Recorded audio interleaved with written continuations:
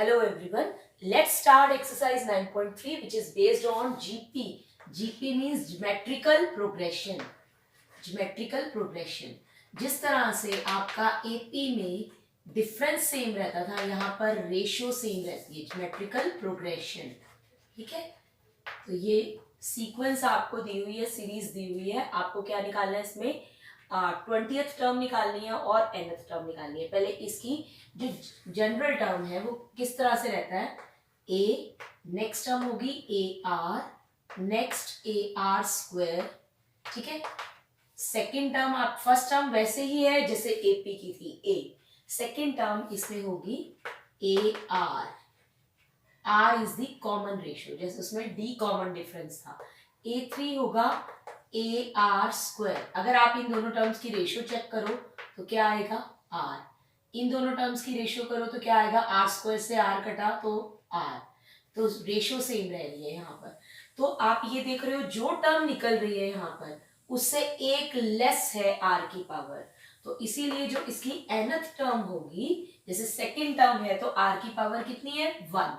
अगर third term है तो R की पावर कितनी है? 2. एक पावर कम है R की. तो इसी तरह से nth टर्म होगी AR raise to power n-1. तो इस फॉर्मूले को ध्यान में रख के हमने 1 to 6 क्वेश्चंस करने हैं. और क्वेश्चन नंबर 1 है, आपको ये दी हुई है सीक्वेंस 5/2, 5/4, 5/8. इस सीक्वेंस की आपने 20th और nth टर्म बतानी है. तो 20th टर्म के लिए सबसे पहले आप फर्स्ट टर्म लिख लो. क्या है? 5/2. कॉमन रेशियो क्या होगी? Second term divide by first term. जैसे पहले आप क्या करते थे? कॉमन डिफरेंस निकालते थे, second term minus first term. इसमें आपने डिफरेंस नहीं करना है, रेशियो निकालनी है, कॉमन रेशियो. तो आज सेकेंड टर्म क्या है? 5/4 डिवाइड बाय 5/2. तो जब डिवाइड को मल्टीप्लाई में चेंज करेंगे तो ये रेसिप्रोकल हो जाएगा. 2/5. R क्या कितना आ गया? 1/2. तो A और R हमें पता है तो हम कोई भी टर्म निकाल सकते हैं. अब हमें फर्स्ट निकालनी है 20th term. 20th term means A20. तो वो क्या होगा? AR raise to power 19. एक कम होगी R की पावर. इस फॉर्मूले को देखोगे तो यहाँ पर A की वैल्यू पुट कर देनी है, R की वैल्यू. अब ये आंसर कितना आ जाएगा? इसको सिंप्लीफाई नहीं करना. अगर इतनी बड़ी पावर आ जाती है 5 और यहाँ पे आ जाएगा नीचे 2 रेज टू पावर 20. ये कैसे लिखा है? 1 की पावर 19 तो 1 ही हो जाएगा और 2 की पावर 19 हो जाएगा ये. और बेस सेम है, मल्टीप्लाई में है, पावर्स ऐड हो जाएंगी. तो नीचे 2 की पावर 20, ऊपर 5 1 ज़ा 5. So this is the answer. इसी तरह से हमने एक और टर्म निकालनी है. वो क्या निकालनी है? nth term. nth टर्म का फॉर्मूला क्या है? AR raise to power n-1. A है 5/2 और R की वैल्यू है 1/2 रेज टू पावर n-1. बिल्कुल उसी की तरह 1 की पावर n-1 1 ही होगा, तो ये पावर n-1 2 के ऊपर आ जाएगी. अब 5 into 1 is 5, न्यूमिनेटर्स का प्रोडक्ट और डिनोमिनेटर्स में बेस सेम है इसलिए पावर्स ऐड होंगी. तो -1 + 1 कैंसिल होके 2 की पावर क्या आ जाएगा? n. So this is the answer. तो दो टर्म्स पूछी थी, 20th और nth term. This is the 20th term and this is the nth term of the G. Question number 2 is find the 12th term. A12 question mark हो गया. Next है of the GP whose 8th term is 192. 8th term यानी A8 given 192 and the common ratio is represented by R and R is equal to 2.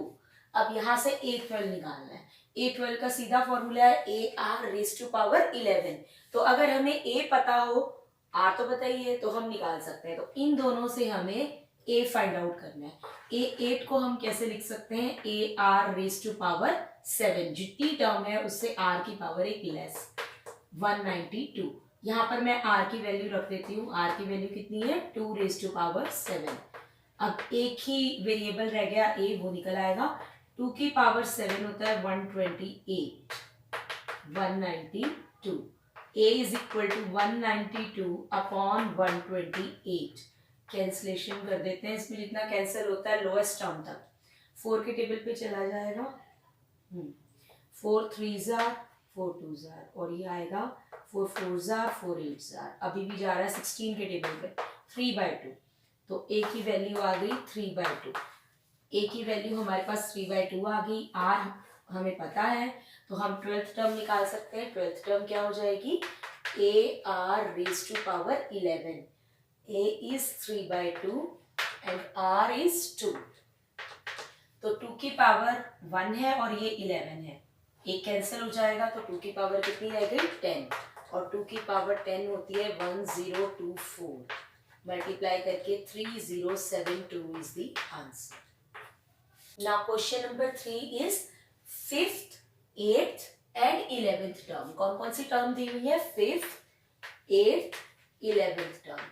क्या दिया हुआ है, of a GP R P, 5th term is P, respectively word है, तो 8th term Q, 11th term is S। ये आपको terms given है और आपको ये रिजल्ट प्रूव करके दिखाना है, Q square is equal to PS। तो मैं यहां से लिख सकती हूँ A5 को कैसे लिख सकते हैं, a are raise to power 4 is P। A8 को लिख सकते हैं a are raise to power 7 is Q, और A11 को लिख सकते हैं a are raise to power 10 is S। ठीक है, अब हमने क्या प्रूव करना है, Q square is equal to PS। तो कोई भी ले लो, मैं राइट साइड ले लूँ, PS लेके चल रही हूँ और प्रूफ कर दूंगी कि वो Q का स्क्वायर है। P और S को मल्टीप्लाई कर दीजिए, P की वैल्यू क्या है 1 2 3 से, P और S की वैल्यू 1 और 3 से पुट करनी है हमने।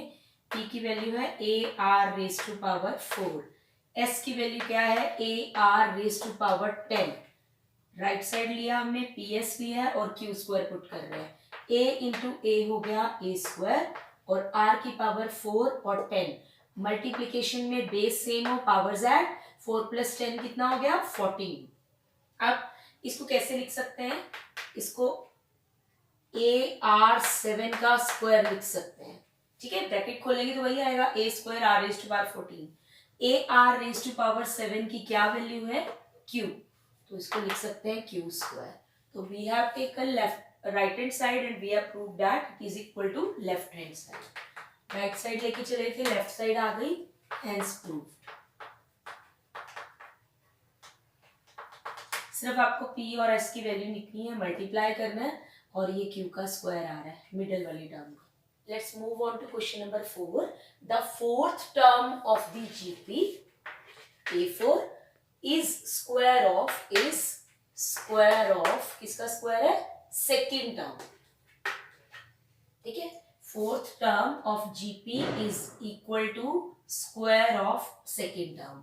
फर्स्ट टर्म इज -3, ये भी दे दिया। फर्स्ट टर्म क्या है, A से रिप्रेजेंट करते हैं, A -3। आपको A7 निकालना है, क्या निकालना है, 7th टर्म निकालना है। तो आपको 7th टर्म का फॉर्मूला पता है, A R raise to power 6, तो आपको A और R की वैल्यू चाहिए, A की पता है, R की निकालनी है इस इक्वेशन से। A4 को मैं कैसे लिखूंगी, AR3, R की पावर 1 टर्म से लेस। A2 को लिखूंगी AR रेज टू पावर 1, और बाहर क्या है स्क्वायर, ये आ गया AR³ is equal to A square R square, दोनों के ऊपर स्क्वायर। एक तरफ A वाली टर्म्स कर लेते हैं, A स्क्वायर अपॉन A, इधर आके डिवाइड, और ट्रांसपोजिशन कर ली है, A और R वाली टर्म्स को सेपरेट कर लिया है, तो एक A कैंसिल हो रहा है आपका और 2 R कैंसिल हो रहे हैं, तो इक्वेशन आ रही है R is equal to A, यानी R और A सेम है, जो R A है वही R है, तो A -3 है, तो R भी कितना हो गया -3। अब हमें कौन सी टर्म निकालनी है, 7th टर्म। 7th टर्म क्या होगी, AR रेज टू पावर 6, तो -3 इंटू -3 रेज टू पावर 6। अब बेस सेम है तो पावर्स ऐड हो जाएंगे, तो 1 + 6 7, यहाँ छोड़ सकते हैं, अदरवाइज आप -3 की पावर 7 को सॉल्व करके इसकी वैल्यू भी लिख सकते हो। 3 की पावर 4 81, 243, 5 और 6 पावर होती है 729, देन 2187 और माइनस साइन आगे। Question number 5, this question has 3 parts and I am doing one part for you, that is third part. Same है सभी। आपको ये बताना है कि ये which term of the following sequence, इस सीक्वेंस की ये वाली टर्म कौन सी टर्म है, मतलब फिफ्थ है, सिक्स्थ है, सेवेंथ है, नंबर ऑफ टर्म बताना है कौन सी टर्म है। तो लेट कर लेते हैं this is the nth term, इसको nth टर्म लेट कर लेते हैं 19683, और हमने बताना है ये n क्या है, ये कौन से नंबर पे है ये टर्म। तो अब यहाँ पर a की वैल्यू हमें पता है, सीक्वेंस देख के पता लग रही है 1/3, और r क्या है, कॉमन रेशियो, इनको डिवाइड करके 1/9 को डिवाइड करेंगे 1/3 से, तो ये आएगा 1/3।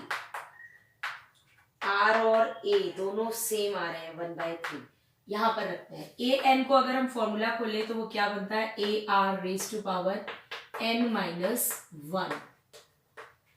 ए की वैल्यू कितनी है 1/3, आर की वैल्यू भी कितनी है 1/3। अब बेस सेम है 1/3 1/3, पावर्स ऐड हो जाएंगी क्योंकि ये मल्टीप्लाई हो रहे हैं, पावर्स ऐड होंगी तो +1 और -1 कैंसिल हो गए, 1/3 की पावर n आ गया। अब इसको भी प्राइम फैक्टराइजेशन से निकाल लो कि 1/3 की ये पावर कितनी बनती है। 1 की तो जो मर्जी आ जाए, ऊपर मेन तो ये लिखना है कि ये 3 की पावर कितनी है। तो हमने 7 तक तो पता है, 2 1 8 7, 3 8 और 9, आई थिंक 3 की पावर 9 बनती है।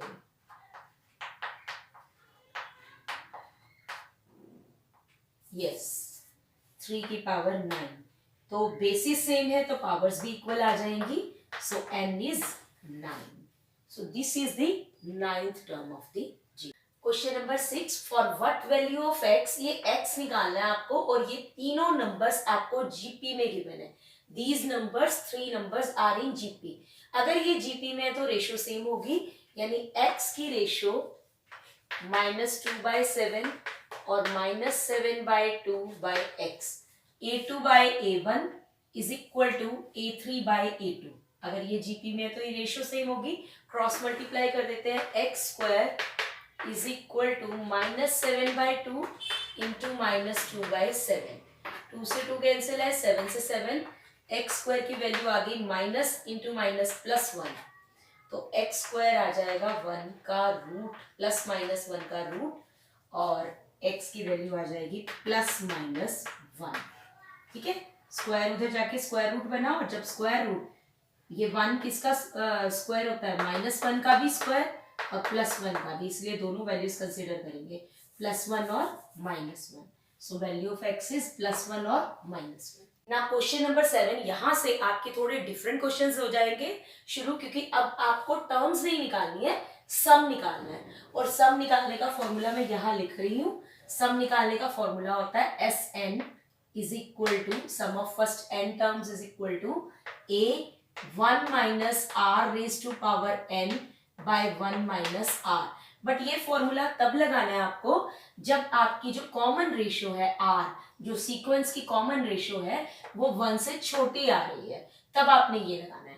अदरवाइज अगर 1 से बड़ी आ रही है तो आपको ये वाला फॉर्मूला लगाना है। कुछ नहीं है, बस दो ये टर्म्स इंटरचेंज है, r पहले आ जाएगा, r की पावर n और 1 बाद में, और इसी तरह से नीचे 1 माइनस r की जगह हो जाएगा r माइनस 1। ये तब लगाना है जब r ग्रेटर देन 1 हो। तो थोड़ा सा बस इंटरचेंज है यहाँ पर टर्म्स का, ताकि सम पॉजिटिव आए। तो ये हमने r को, कॉमन रेशियो को देख के लगाना है कि कॉमन रेशियो 1 से छोटी आ रही है या कॉमन रेशियो 1 से बड़ी आ रही है। Let's see 7th question. 7 to 10 तक आपने सम्स ही निकालने हैं, इन क्वेश्चन में सम निकालना है, और इंडिकेटेड टर्म्स तक जितनी उन्होंने इंडिकेट की हुई है। जैसे इस सीरीज सीक्वेंस के एंड में उन्होंने लिखा हुआ 20 टर्म्स, तो इसका मतलब हमने S20 फाइंड आउट करना है।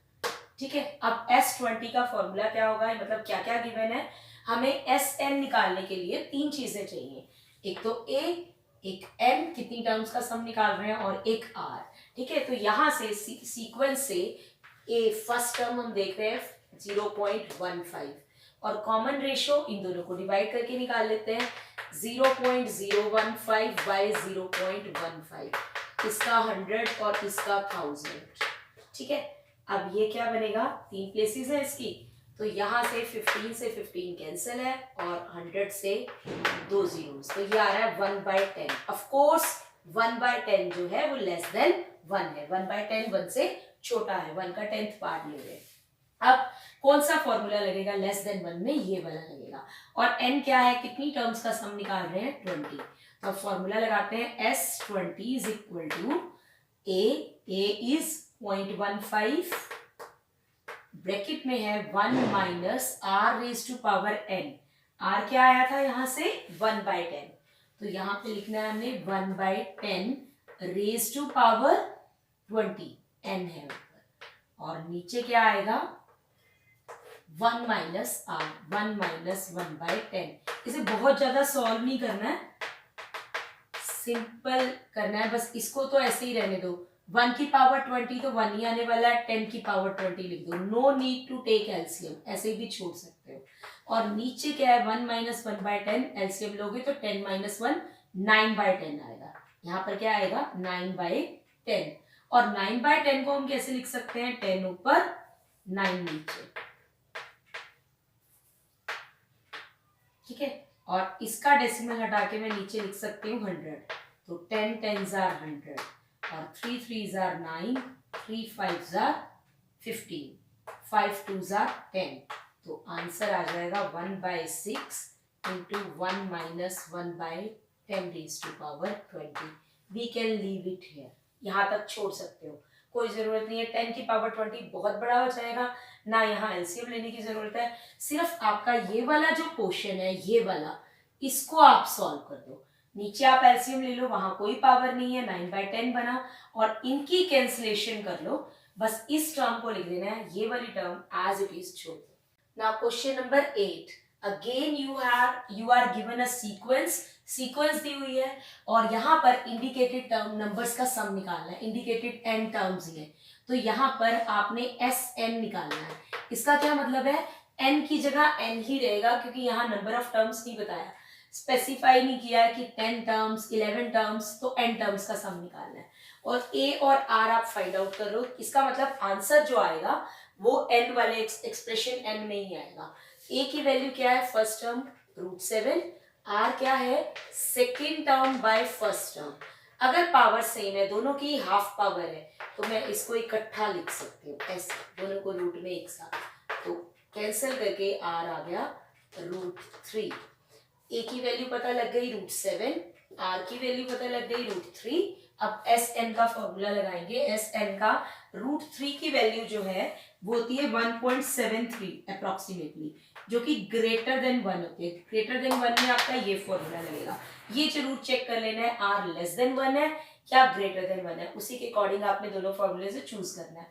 अब आपका सेकेंड वाला लगेगा, क्योंकि r जो है वो ग्रेटर देन 1 आ रहा है, तो फॉर्मूला ये है आपका बाय r माइनस 1। यहाँ पर a की वैल्यू कितनी है? √7, फर्स्ट टर्म आपकी √7 है, और r की वैल्यू कितनी आई है? √3, रेज टू पावर n ही रहेगा, क्योंकि नंबर n टर्म्स ही है, ठीक है। जैसे लास्ट क्वेश्चन में 20 टर्म्स था। r minus 1, r is √3 minus 1, तो इस क्वेश्चन को यहाँ छोड़ सकते हैं, बट पीछे जो आंसर्स दिया होगा उसमें रेशनलाइज किया होगा, क्योंकि नीचे वाला जो है वो इरेशनल पार्ट है, जब इरेशनल होता है तो रेशनलाइज। अब इसको आप लिख सकते हो, ये पावर कितनी है? हाफ, और ये है n, तो n into half power n/2 लिख सकते हो रूट हटाने के बाद। -1 नीचे है √3 माइनस 1, तो इसे रेशनलाइज करेंगे तो ये पार्ट आपका पहले वाला, तो रेशनलाइज करेंगे तो कैसे करेंगे? √3 + 1 √3 + 1, तो नीचे क्या आ जाएगा? आप इसको ऐसे लीव कर सकते हो, 3 की power n/2 minus 1 into √3 + 1। Solve करने की जरूरत नहीं है, नीचे कर दो, a minus B a plus B, a² minus b², तो a² is 3 minus b² is 1, तो 3 minus 1 is 2, so this is your answer. Now question number 9 is, यहाँ पर भी आपको एक सीक्वेंस दी हुई है और n टर्म्स का सम निकालना है, और ये कंडीशन बताई है a is not equal to -1, ठीक है। अभी इसका कोई यूज नहीं है, सीधा लिखो फर्स्ट टर्म क्या है? 1, और कॉमन रेशियो क्या है? -a/1 यानी -a, अब ये बताया है a इज नॉट -1, ठीक है। वो इसलिए बताया है क्योंकि जब आपका, अब इसका यूज बता रही हूं क्या है।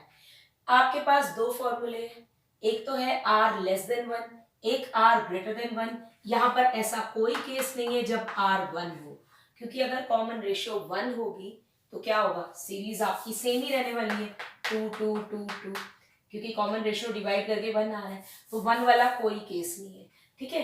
तो यहाँ पर अगर आप a की वैल्यू -1 पुट करते हो तो इसका मतलब a की वैल्यू -1 पुट करके r कॉमन रेशियो 1 आ जाएगी। तो वो ऐसा केस नहीं देंगे, वो कौन सा केस होगा, या r लेस देन 1 होगा या r ग्रेटर देन 1 होगा। तो आपकी r की वैल्यू हो गई -1, इसलिए ये लिखा हुआ था।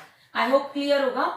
सिर्फ आपके पास दो केसेस हैं, r लेस देन 1 का फॉर्मूला है, r ग्रेटर देन 1 का फॉर्मूला है, r इज इक्वल टू 1 का नहीं है। तो इसलिए इन्होंने यहाँ बोला है कि a की वैल्यू -1 नहीं है, क्योंकि अगर ये -1 होती है तो r 1 हो जाता है, और ऐसा सम का कोई फॉर्मूला नहीं है, उससे सीरीज सेम बनती है। अब Sn निकालना है, तो अब a की वैल्यू, अब हमें नहीं, -a गिवन है, ठीक है, बट हमें ये नहीं बताया कि a पॉजिटिव है या a नेगेटिव है, ठीक है। तो यहाँ पर हम माइनस नेगेटिव साइन को देखते हुए हम लेफ्ट कर लेते हैं कि 1 से लेस ही है, क्योंकि माइनस में जा रही है टर्म, तो वो 0 से भी लेस होगी, ऑफ कोर्स 1 से लेस होगी, तो we will use this formula. तो Sn इज इक्वल टू क्या है, 1 minus r raise to power n by 1 minus r, Sn का फॉर्मूला।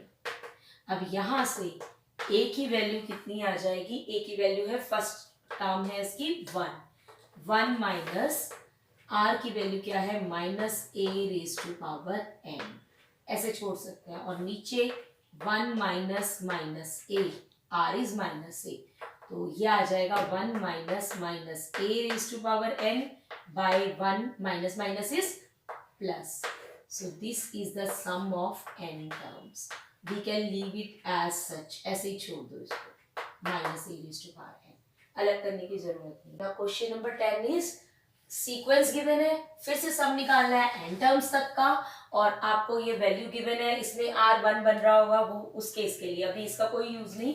सबसे पहले a लिखा, x³ r common ratio second term by first term, तो ये कट करके आ गया x², ठीक है। अब इसका मतलब वो कह रहे हैं ना तो x + 1 है ना x -1 है। अगर x + 1 हुआ तो r1 आ जाएगा, अगर x -1 हुआ तब भी -1 का स्क्वायर 1 आ जाएगा, इसलिए ये बोला हुआ है कि ये वैल्यूज पॉसिबल नहीं है, r1 नहीं है। इनफैक्ट वो क्या कहना चाह रहे हैं, r1 नहीं है, तो x² क्या होगा, पॉजिटिव होगा। अगर x नेगेटिव हुआ तब भी उसका स्क्वायर पॉजिटिव हो जाता है, और पॉजिटिव का स्क्वायर है ही पॉजिटिव, तो ये पॉजिटिव नंबर है। लेकिन हमें ये नहीं पता कि ये लेस देन 1 है या ग्रेटर देन 1 है, क्योंकि अगर ये डेसिमल में है, अगर सपोज x 0.2 है या कुछ भी है, तो ये 0.04 हुआ तब तो ये लेस देन 1 होगा, तो हमें नहीं पता x की वैल्यू क्या है। तो इस केस में जब हमें नहीं पता कि ये वैल्यू पॉजिटिव है या नेगेटिव है, तो कई बार आप देखोगे कि दोनों आंसर्स गिवन है, और इधर you can choose one formula out of this, और you may write both the answers, कि आप इस तरह से केसेस लिख सकते हो कि अगर x² लेस देन 1 है और एक x² ग्रेटर देन 1 है, तो दोनों फॉर्मूले लगा सकते हो। तो यहाँ से क्या आएगा, Sn is equal to a की वैल्यू है x³ ब्रैकेट में है 1 minus r raise to power n, r is x² and division में नीचे क्या है, डिनोमिनेटर में 1 माइनस r कितना है, x²।